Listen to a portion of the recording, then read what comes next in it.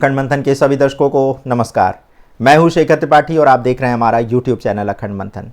आज के आगे क्या होने वाला है कि अंक में हम बात करेंगे कोरियाई प्रायद्वीप पर जो संभावित परमाणु संघर्ष दिखाई दे रहा है उसको लेकर के अमेरिकी सैन्य अधिकारियों की क्या चिंताएं हैं और वो अपनी चिंताओं के माध्यम से संसार के लोगों को किस तरह से आगाह करना चाहते हैं, इसी पर आधारित है हमारा आज का कार्यक्रम।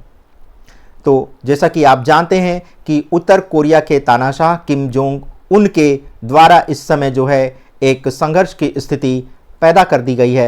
दक्षिण कोरिया के साथ उसके संबंध एक बहुत ही खतरनाक मोड़ पर आ चुके हैं और इन दोनों देशों में प्रारंभ से ही एक संघर्ष की स्थिति बनी रही है।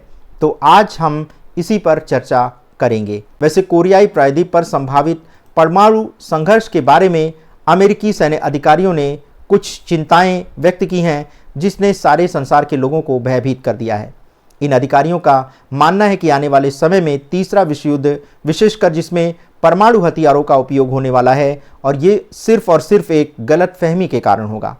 यानी अमेरिका और उत्तर कोरिया के बीच पनपी एक गलतफहमी के कारण संसार में परमाणु युद्ध विनाशकारी स्तर तक जा सकता है।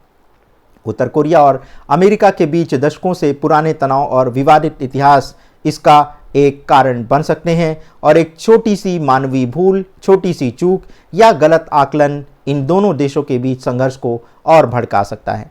उत्तर कोरिया की ओर से उकसावे, अमेरिकी चेतावनी, दुर्भावनापूर्ण हैकर गतिविधियां या एक साधारण दुर्घटना, ये सभी बातें दोनों देशों के बीच तनाव को विस्फोटक रूप दे सकती हैं। ये खतरनाक स्थिति ऐसे समय में और भी चिंतित कर रही है जब अमेरिकी राष्ट्रपति डोनाल्ड ट्रंप और उत्तर कोरियाई नेता किम जोंग उन के बीच सार्वजनिक तौर पर तीखी बयानबाजी हो रही है। कई विशेषज्ञों का मानना है कि परमाणु युद्ध का सबसे बड़ा खतरा जानबूझकर उठाए गए कदम से कम बल्कि गलतफहमी या अनपेक्षित घटना से अधिक हो सकता है।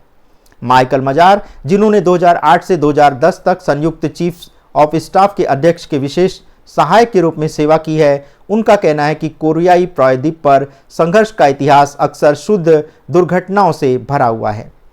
एक उदाहरण के रूप में 1994 की घटना को लिया जा सकता है जब एक अमेरिकी हेलीकॉप्टर गलती से उत्तर कोरिया के क्षेत्र में चला गया और उसे मार गिराया गया, जिससे एक अमेरिकी सैनिक की मृत्यु हो गई। इस तरह की घटनाएं दोनों देशों के बीच लंबे समय से चली आ रही हैं और ये आपसी अविश्वास और उत्तेजना का कारण बन रही हैं। वर्तमान सैन्य तनाव में से एक मुख्य कारण अमेरिका और दक्षिण कोरिया द्वारा किए जाने वाले सैन्य अभ्यास है, जिनमें उत्तर कोरिया अक्सर एक आक्रमण के संभावित संकेत के रूप में देखता है। 2010 में उत्तर कोरिया ने एक दक्षिण कोरियाई युद्धपोत को टारपीडो से नष्ट कर दिया था, जिससे 46 नाविकों की मृत्यु हो गई थी। ऐसी घटनाओं से यह स्पष्ट होता है कि किसी भी सैन्य अभ्यास को उत्तर कोरिया खतरे के रूप में देख सकता है, जिससे वह जवाबी कार्रवाई कर सकता है। हाल में ही 2017 में उत्तर कोरिया ने अमेरिकी बम वर्षक फ्लाईओवर की गलत व्याख्या करते हुए इसे हमले के रूप में देखा था। इससे ये संभावना बढ़ जाती है कि इस तरह की गलतफहमी बड़े पैमाने पर एक युद्ध का कारण बन सकती है। परमाणु संघर्ष के बारे में एक और चिंता साइबर हमले से उत्पन्न हो सकती है। विशेषज्ञों का मानना है कि यदि तीसरी पार्टी जैसे दुर्भावनापूर्ण हैकर अमेरिका या उत्तर कोरिया की संचार प्रणालियों में कोई सेंध लगा देते हैं तो इससे भी गलतफहमी पैदा हो सकती है। उदाहरण के तौर पर यदि उत्तर कोरिया या अमेरिका की कमांड और कंट्रोल सिस्टम में हैकर्स घुसपैठ करके गलत सूचना डाल देते हैं तो भी परमाणु हमला हो सकता है। मोनीज, जो अब न्यूक्लियर थ्रेट इनिशिएटिव के प्रमुख हैं, उन्होंने ये कहा है कि खतरा विशेष रूप से तब और बढ़ जाता है जब साइबर हमलों को सही समय पर सही ढंग से समझा नहीं जाता। इससे एक राष्ट्र दूसरे पर आरोप लगाकर गलत निर्णय ले सकता है, जो अंततः परमाणु संघर्ष की ओर आगे ले जा सकता है। कुछ अमेरिकी विशेषज्ञों और सैन्य रणनीतिकारों का मानना है कि उत्तर कोरिया के परमाणु कार्यक्रम को रोकने के लिए एक सीमित अमेरिकी सैन्य कार्रवाई की संभावना हो सकती है। यद्यपि विशेषज्ञों का यह भी कहना है कि इस तरह की कार्रवाई से हालात नियंत्रण से बाहर हो सकते हैं। उत्तर कोरिया के पास सीमित सैन्य संसाधन होने के बावजूद उसकी परमाणु और मिसाइल क्षमताओं में वृद्धि हुई है। इस कारण एक सीमित अमेरिकी हमला उत्तर कोरिया को पूर्ण युद्ध के लिए प्रेरित कर सकता है। इसके चलते वह अपने परमाणु हथियारों को पहले इस्तेमाल करने का विकल्प चुन सकता है, जिससे अनियंत्रित संघर्ष का खतरा बढ़ सकता है। गलत संचार और राजनयिक प्रयासों की कमी भी एक कारण बन सकती है। अमेरिका और सोवियत संघ के बीच शीत युद्ध के दौरान दोनों पक्षों ने गलतफहमी से बचने के लिए संचार चैनल स्थापित किए थे। यद्यपि उत्तर कोरिया और अमेरिका के बीच ऐसा कोई प्रभावी संचार तंत्र नहीं है। इस कारण यदि कोई अनजानी घटना होती है तो उसे तुरंत हल करने के लिए दोनों पक्षों के बीच संचार का अभाव हो सकता है। विशेषज्ञों का मानना है कि कोरियाई प्रायद्वीप की स्थिति एक भयानक मोड़ ले सकती है यदि कूटनीति के माध्यम से समाधान खोजने के प्रयास सफल नहीं होते हैं। उत्तेजक बयानबाजी और सैन्य तैयारी को देखते हुए परमाणु युद्ध की संभावना लगातार बनती दिखाई दे रही है। कुल मिलाकर के कहा जा सकता है कि कोरियाई प्रायद्वीप पर परमाणु युद्ध का खतरा किसी भी जानबूझकर किए गए सैन्य कदम की तुलना में गलती, गलतफहमी या दुर्घटना से अधिक हो सकता है। उत्तर कोरिया और अमेरिका के बीच तनाव से भरे संबंधों और राजनयिक संचार की कमी के कारण भी कोई छोटी सी घटना बड़े पैमाने पर युद्ध का रूप ले सकती है। परमाणु और साइबर हमलों के संभावित खतरों को देखते हुए विशेषज्ञों का मानना है कि मौजूदा तनाव को कम करने और संवाद के चैनल स्थापित करने की अधिक आवश्यकता है। सैन्य कार्रवाई और उत्तेजक बयानबाजी के बजाय राजनयिक प्रयासों के माध्यम से शांतिपूर्ण समाधान की ओर ध्यान केंद्रित करना अधिक महत्वपूर्ण होगा और ऐसा करके ही एक बड़े संघर्ष को टाला जा सकता है।